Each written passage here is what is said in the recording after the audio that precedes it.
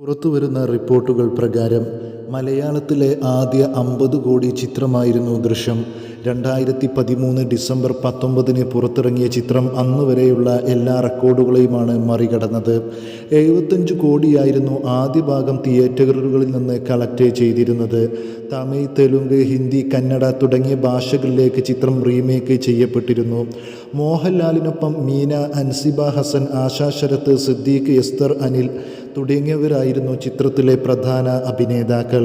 2021 ഫെബ്രുവരി 19 ദൃശ്യം രണ്ടാം ഭാഗം പുറത്ത് ഇറങ്ങുന്നത്. ആമസോൺ പ്രൈമിലൂടെ OTT റിലീസായിട്ടായിരുന്നു ചിത്രം പ്രേക്ഷകരിലേക്ക് എത്തിയിട്ടുണ്ടായിരുന്നത്. മലയാളത്തിൽ ത്രില്ലർ സിനിമകൾക്ക് പുതിയൊരു ബെഞ്ച് മാർക്ക് നൽകിയ ചിത്രമായിരുന്നു ജിത്തു ജോസഫിൻ്റെ ഡയറക്ഷനിൽ പുറത്തിറങ്ങിയ മോഹൻലാൽ ചിത്രം ദൃശ്യം. ജോർജ് കുട്ടിയും കുടുംബവും അവരുടെ നിലനിൽപ്പിനായുള്ള പോരാട്ടങ്ങളും മലയാളി പ്രേക്ഷകർ ഇരു കൈയും സ്വീകരിച്ചിരുന്നു. ഒരു രണ്ടാം ഭാഗവും സിനിമയ്ക്ക് ഉണ്ടായിട്ടുണ്ടായിരുന്നു. ഇന്ത്യയും കടന്ന് ചൈനീസും കൊറിയനും ഉൾപ്പെടെ നിരവധി ഭാഷയിലേക്ക് ചിത്രം റീമേക്ക് ചെയ്യപ്പെട്ടിട്ടുണ്ടായിരുന്നു.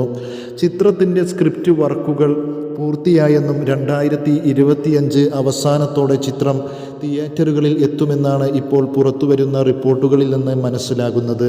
ചിത്രം ഒരേ സമയം ഹിന്ദിയിലും ഷൂട്ടിംഗ് ആരംഭിക്കുമെന്നും ഏപ്രിലിലാകും മൂന്നാം ഭാഗത്തിൻ്റെ വർക്കുകൾ ആരംഭിക്കുന്നതെന്നും റിപ്പോർട്ടുകളിൽ ഉണ്ട്.